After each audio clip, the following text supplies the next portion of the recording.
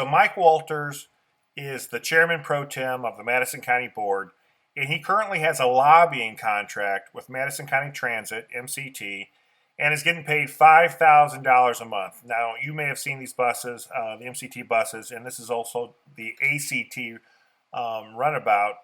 And ACT actually runs the day-to-day operations for MCT. They have buses that travel the county, and many people use them, some more than others. But the executive director of MCT, when Mike Walters got his lobbying contract, was Jerry Haine. Jerry Haine has been a part of MCT since its inception. Here's the Madison County Board, and the Madison County Board plays a vital role in Madison County Transit in that the Madison County Board votes on the directors for MCT. There are 5 directors for MCT, and they're all appointed by the county chairman and voted on by the county board. Mike Walters is a county board member, and in fact, he is the chairman pro tem of the county board, which would be the number 2 member of the Madison County Board.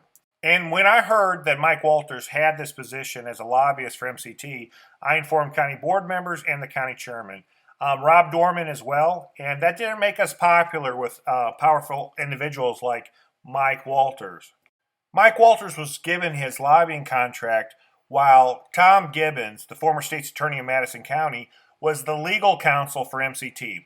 And I felt when Tom Haine, the new state's attorney, got into office, he would clearly see that this was inappropriate and not allowed.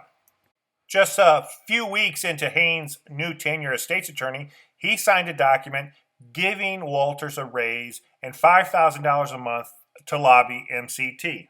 Now, when I saw that nothing was going to be done about Mike Walters, I started to FOIA information, and I got help from Rob Dorman and Kodo Dorman, and we were able to find a lot of important documents that prove that this relationship is inappropriate. In fact, when I submitted my first FOIA in January of 2021 about Walters to MCT, I was requested by Mike Walters to stop, and that was delivered through an intermediary. So official meeting minutes from Madison County Transit on June 27, 2019 show the execution of an agreement for state legislative consulting services with Michael Walters, the county board member of Madison County. And you can see here that it's executed. It's arranged by Jerry Haine, and it's adopted in June. So in June, he started lobbying for MCT in 2019. It's important to note that another county board member sits on the Madison County Board of Trustees.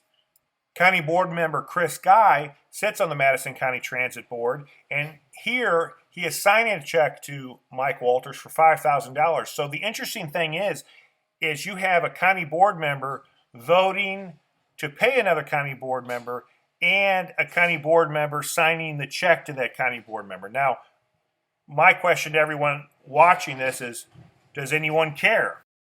So here's a letter that I sent to S.J. Morrison. He's now the MCT director, and just asking him to look into the Walters contract and to get a legal opinion.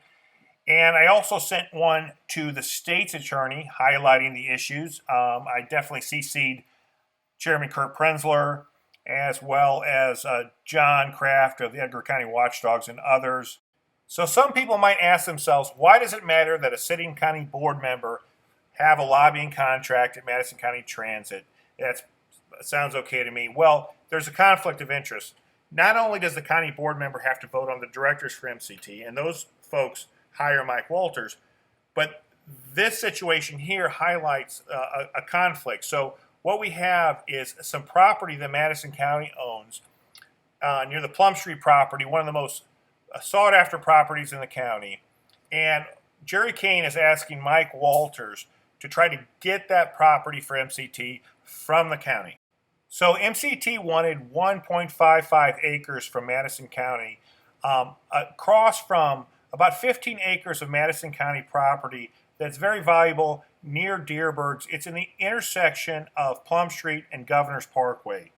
Now, after MCT hires Walters as a lobbyist, Haine is asking Walters to get this deal done, to let the county donate this property to MCT.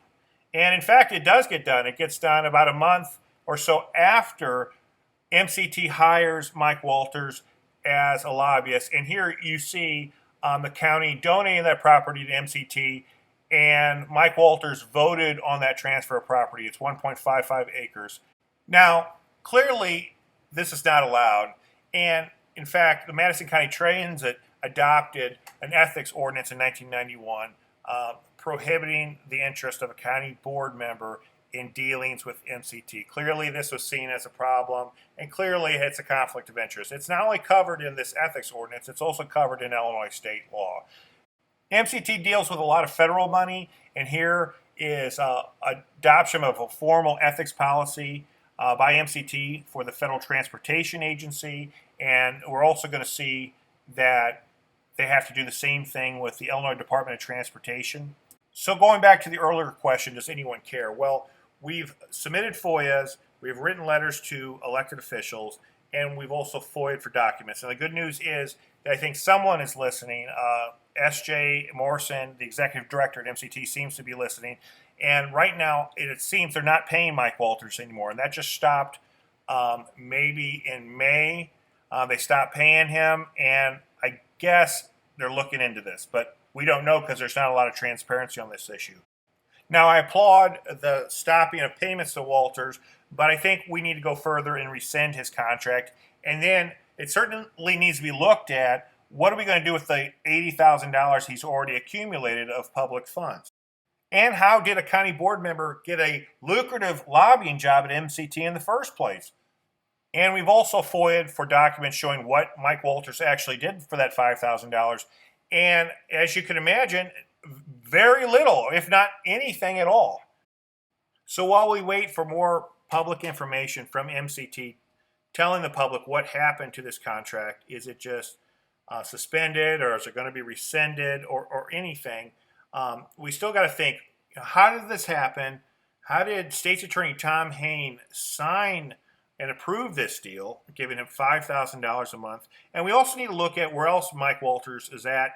Unfortunately, documents show that he is a member of the East-West Gateway Council of Governments, which is an organization that hands out large amounts of federal money, much of that going to Madison County Transit, and that's to the tune of about almost $60 million over 5 years. And don't take my word for it.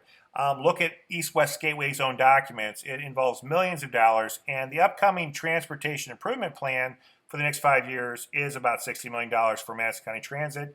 So as county administrator, I used to sit on the East-West Gateway Council, and so I know about these funds. And so I wrote a letter to Jim Wild of the East-West Gateway Council asking him to look into the situation. I don't think it's appropriate that a paid lobbyist for MCT should be sitting on the East-West Gateway Council handing out money to Madison County Transit. So I'm going to end this video by showing a bunch of the checks that Mike Walters has received. These are substantial checks. Any family in Madison County would love to be receiving this kind of money. So while you watch these big checks fly by, just remember a county board member in Madison County is almost paid $15,000 a year. And they used to get a pension and even health care if they wanted. And Mike Walters, he's been here in the county a long time. He's had family members working for the county. And why does a county board member need to go and use his position to get paid $5,000 a month? And why aren't our elected leaders doing anything about it? So I'd encourage you to talk to the county board chairman, to talk to your county board member, to give MCT a call. Then let's see this thing wrapped up properly and ended.